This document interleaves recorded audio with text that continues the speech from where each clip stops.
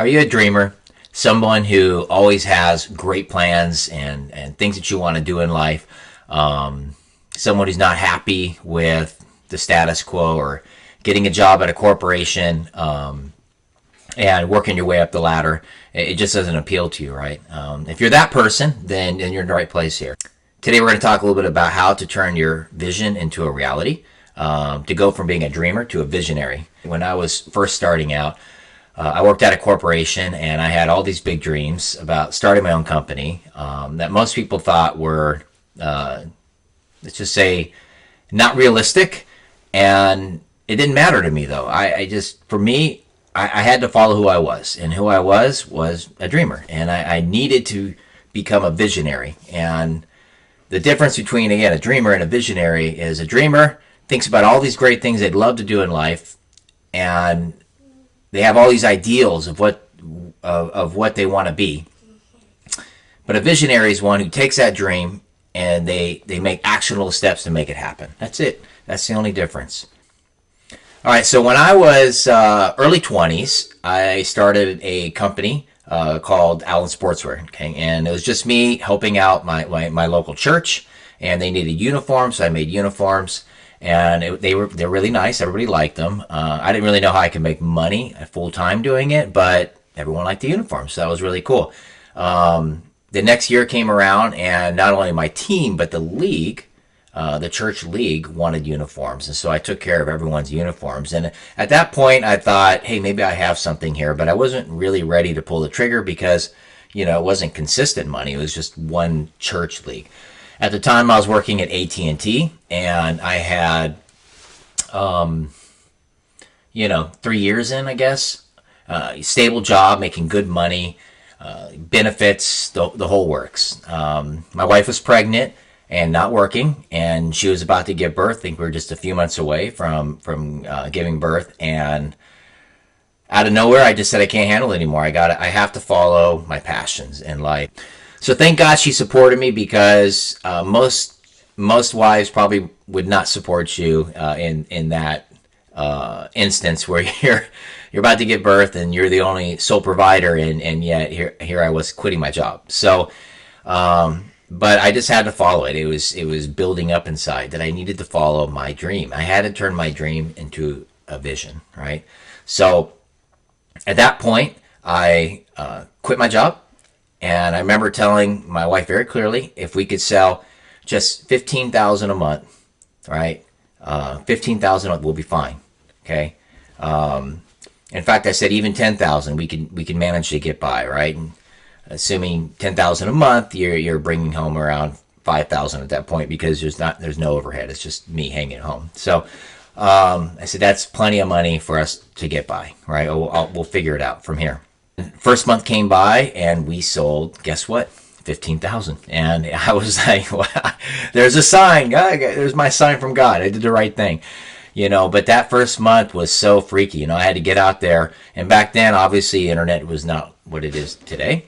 And so our leads came from me actually writing out letters, sending them to schools, and asking them to essentially give me a shot and see if they would talk to me.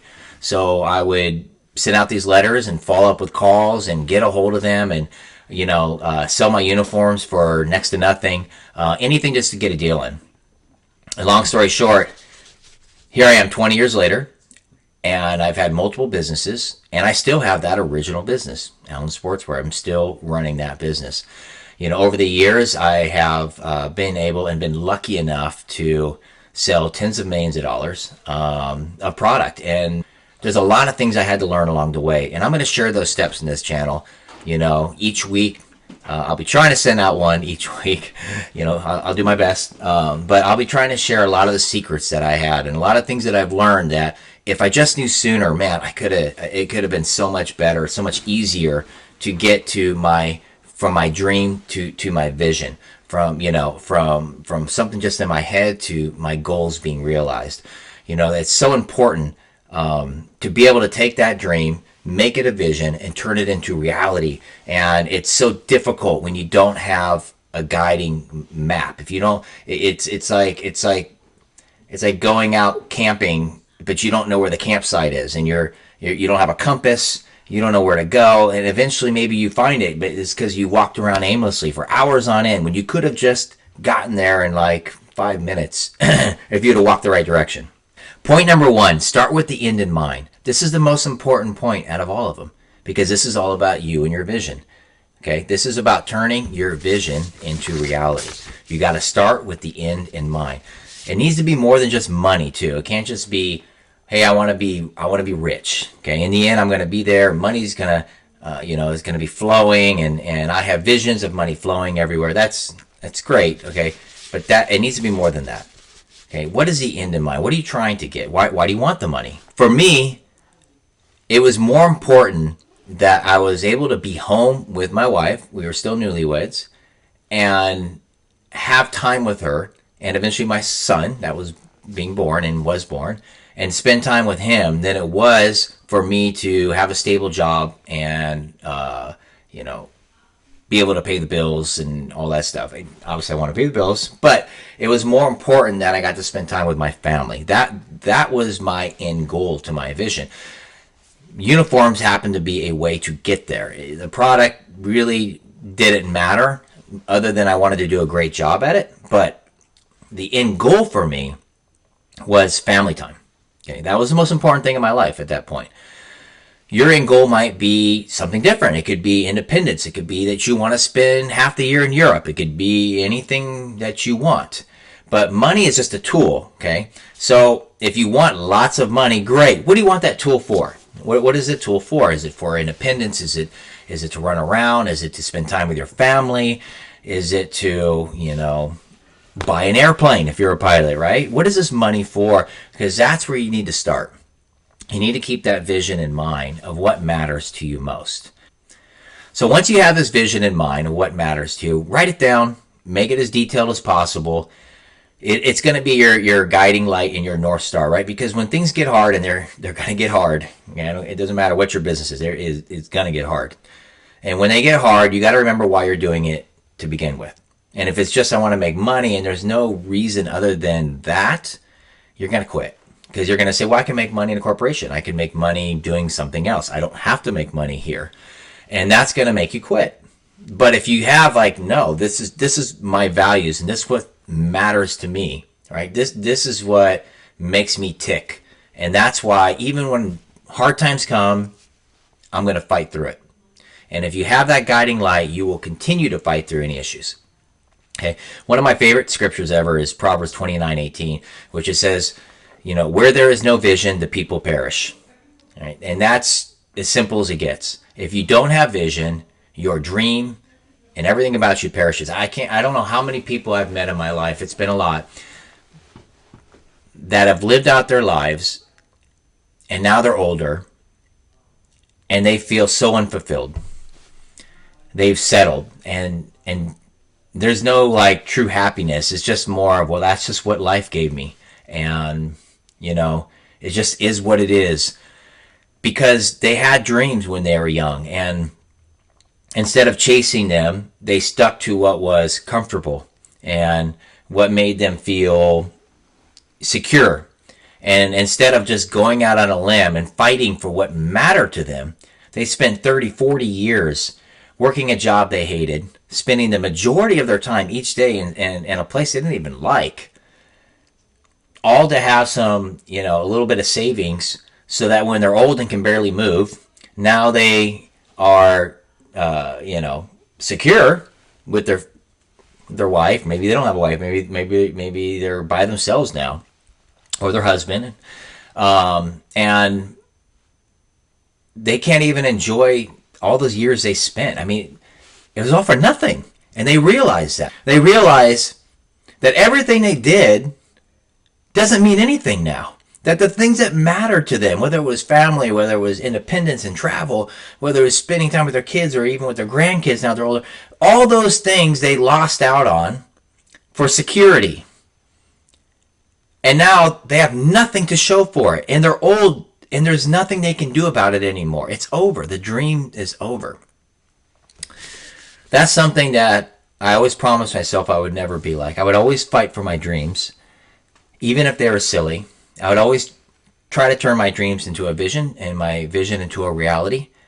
And I was not going to grow old and say, I wish I'd have done it different. I just didn't want that in my life. All right, point number 2. Break it down, small steps, big results, okay? So if you can't break down what to do first, the best way to do is to look at the end goal of your vision and then break down what it's going to take to get there. So how did I do that? Now, I had my first business. I started it up. Obviously, the goal was to spend time with my family. Now, that wasn't going to happen right away because I was going to have to work my butt off. I was the only employee. I ended up working 12 hours a day for the first couple of years, right? It was very difficult, working 6, sometimes 7 days a week. But I did it because I had an end goal in mind, right? So how did I work backwards? I said, well, if I want to be independent, I was going to have a way of getting leads other than writing letters. And so that was goal number 1. I needed to start a website and put my uniforms up there and make it so that people can find me, right? Other than me writing letters to schools. The other thing I needed was to have employees, which I couldn't afford yet. So what is it going to take for me to even have employees, right? So besides having leads come in through a website, I'm going to need to have a cost structure. I'm going to need to have, best practices. I'm going to have how-tos and also, have guides on how to sell. Essentially, I'm going to have a training. So I have to start my training manuals. So these are all things that as I was starting to sell on my own, I would write down, how do we sell this? What are best practices? What is the price structure? How much does it really cost, right? It's not just about, it costs this amount. It's plus shipping, and I had to do duties and plus regular, right, expenses of just running a website and having a CRM and all these different things. I had to start adding all these regular expenses up and going, in the end, I need to make X amount, right, to earn X amount. And I can't have employees until I get to this point. So I had to work backwards, right? So if I want to have employees so I can have more time with my family, I'm going to need to work backwards and make sure that my employees, when I do hire them, are set up to succeed. Okay, so now that I've worked backwards and I've set up everything over a few month period of how to succeed, how to get there, besides just me, just if I'm not the only one working, when I bring other people in, how do they succeed too? Okay. Now I have to work on point number 3, which is resilience. All right. Resilience, grit, whatever you want to call it. It's a big deal. If you don't have this one key factor, you can't make it. And the reason why is, oh my gosh, things are going to go wrong. Things are going to go wrong. I still remember my first disaster as a business owner. We were doing really good. I was really happy, and I'm selling, and we're making money, and I'm like, man, this is the best. This is the easiest business I ever could have thought of. Sports uniforms, so easy. And I got a big order in. At the time, it was huge for me. It was like $6,000-$7,000 order. I was so excited because that almost paid all my bills for that month, just getting that in. And the order came in, and everything was wrong. Everything, the colors were wrong, the fabric was wrong, the sizing was wrong. In fact, you would have one size medium and it would be this big, and then another size medium is that big, and even the sizes that were supposed to, they didn't even match. So I called the factory, and I'm talking to there's a lady that ran it, and this was overseas. It's not in our country. So, and I'm talking, and I'm like, what happened here? Why are the sizes wrong? Don't you guys use the same measurements? And she said, well, we measure by hand. And I said, what does that mean? She goes, we just know this is just about a medium, and this size should be just about large. I go, hold on, you don't even have measuring tools. You just, all right. So anyways, I was blown away. All right. So it's just things that I never thought I'd have to deal with. Anyways, I didn't even know what to say. Even now, as I talk about it, I'm still blown away, and it's 20 years later. But they didn't even have measuring tools. They just made it according to what looked right. That looks like a large to me, and that's how they made these. On top of that, the colors were all wrong. So I asked her, why did you make it these colors? And she said, well, that's my artistic interpretation. And I said, what does that mean? She's, well, I just felt it looked better in a different color. I said, you can't just change the colors. This is a team. They have certain colors they have to stick by. You can't just change the colors. And she goes, well, I tell you what, I'll do everything you're asking me to do. I'll actually measure it out, and I'll make the sizes right, and I'll do the colors you want if you repay me for all the uniforms. All right, that was my welcome to the industry experience. Long story short, I lost my rear end on that order. I had to give their money back, and I was so upset. I ended up flying out to the country that I get these uniforms at, and trying to talk to this lady. I showed up at her factory, and she hid from me for 2 or 3 days, and I finally gave up and found another factory to talk to, and started using them instead from that point on. There's no way that you could ever anticipate that a factory would mess up your order like that on purpose, essentially, completely on purpose. Admit it, and then tell you to repay for the whole order just to get it done right. Those are the kind of things that when you have your own business happen that you would never believe happen in reality or in real life. And so the point being is, it would have been so easy for me at that point to just say, this isn't worth it. This isn't worth it. Like, I didn't get paid this month. I don't even know how to pay my bills. I don't know how to feed my baby, because the money we made this month is all gone. We have no more money because we lost all that money that we thought we made. We had to pay it back. And on top of that, we lost the money we paid the factory. They wouldn't refund us. So I lost the money the client gave me, and I had to pay to lose that money on top of it. And so it was a double hit. And that just taught me right then and there. It was my come to Jesus moment of, is this really for you? Where you're going to have months where you don't make any money, where you're going to have issues that you've done nothing wrong, and yet everything went wrong, right? And that's resilience, and that's grit. And if you don't have that, you can't make it, okay? And I will tell you this, if I didn't have, point number one, right, that vision, if I didn't have a vision for what I wanted in life, I would have quit on the spot. But I knew where I was going. I still had my North Star. I still had my guiding light. Okay, I knew where I was going. And so I said, I got to suck it up, and I will make this happen. I will make it work. Okay. And trust me, I had a lot of times where I was thinking, forget this, I'm quitting. So it's not like I'm some, bull, it just keeps charging through. Okay. I definitely had points where I was like, this isn't worth it. Okay. But that North Star kept me going back, right? Kept me fighting even when it seemed ridiculous. If you're liking this so far, awesome. Hey, don't forget to like and subscribe. And that way more people can see this content and get this information if it's what they need. So if you like this, please like and subscribe. Thank you so much for that. But let's get to point number 4, which is lead with service. Okay, this is an incredibly important point for growing a business. I would probably say the second most important point behind having a vision is leading with service. All right.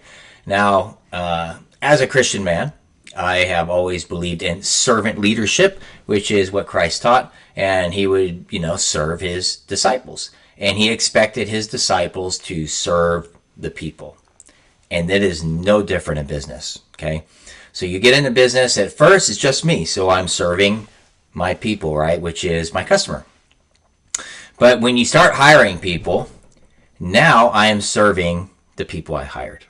Okay. Those people are now the ones. And I've messed this up so many times.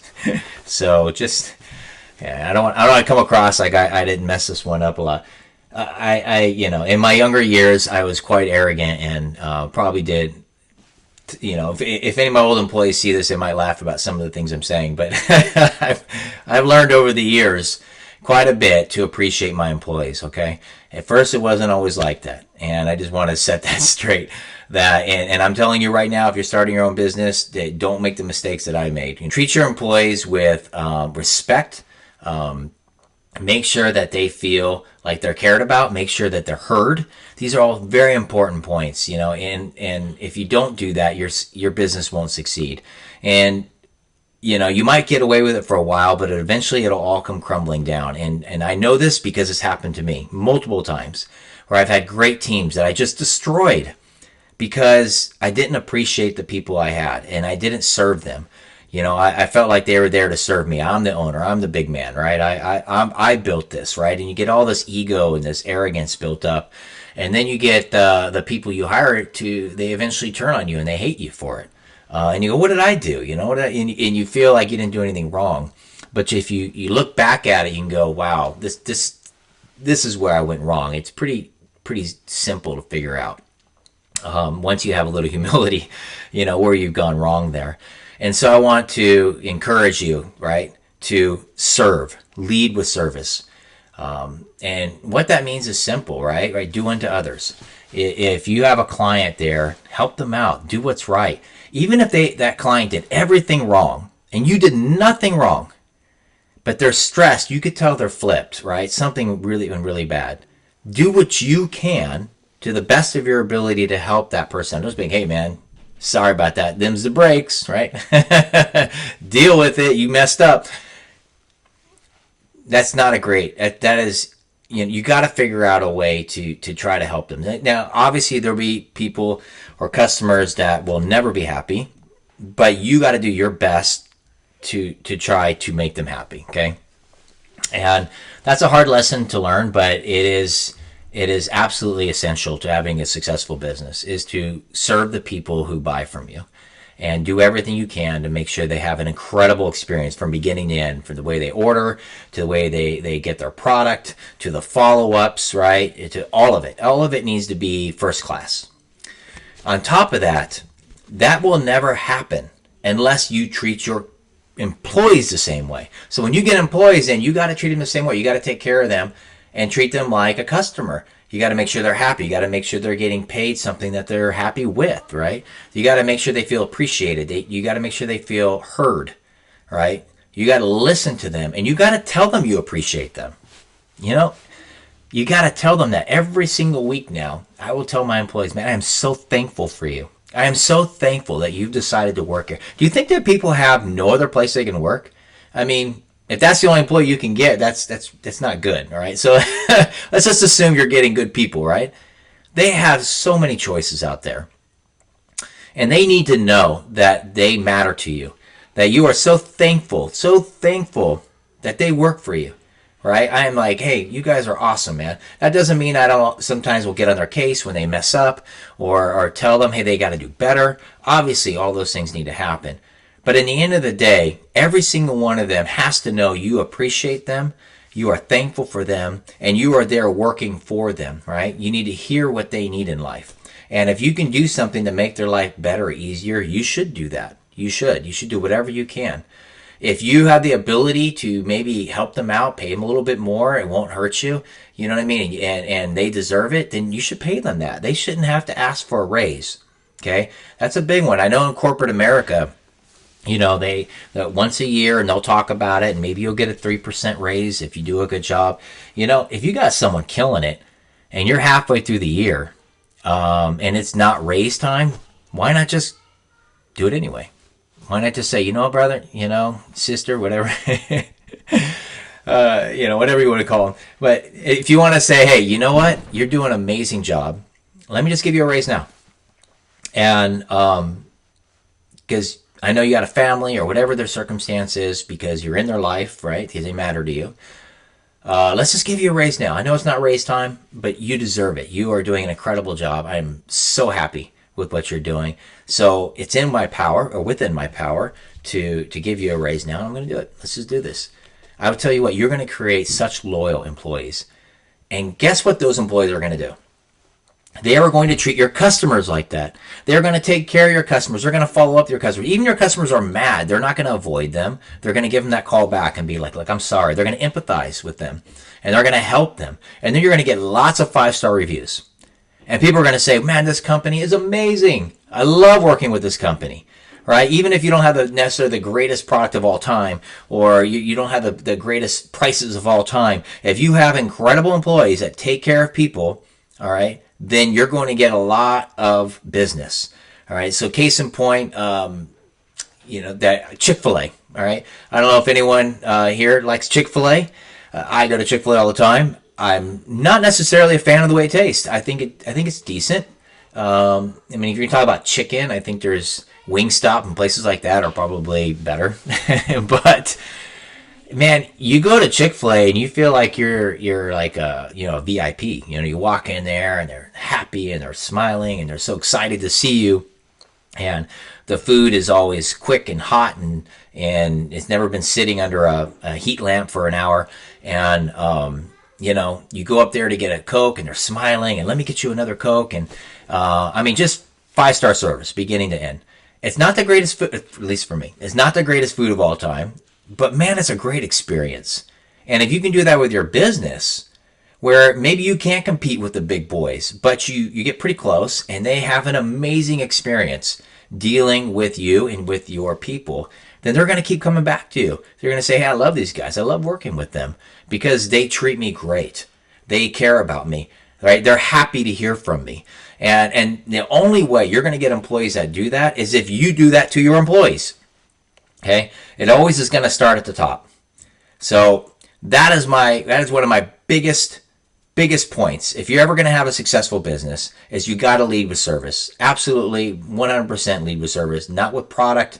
I mean, that's all great. Product and all this is all great, but service is going to be what pushes any product or any idea, any other, let's say, a service as a business. Your service to your people is going to be what makes that business successful. Okay, so I think I talked a lot today already. So we'll cut it off here in just a minute. My encouragement going away is to build daily, right? Build daily, think big, and build daily. Remember your vision, right? Vision without action is just a dream. All right. Remember to do small steps to get to where you want to be. All right, small steps, work your way backwards to get to where you want to be. And remember that service is the key for people that work for you and for your customers, okay? That's going to be the key to success. Whatever your product is, service will be the key to your success from that point on. Again, if you like this, guys, please don't forget to like and subscribe. And we will go on this journey together, and hopefully I can help you out a little bit on the way in your incredible journey. Thank you so much.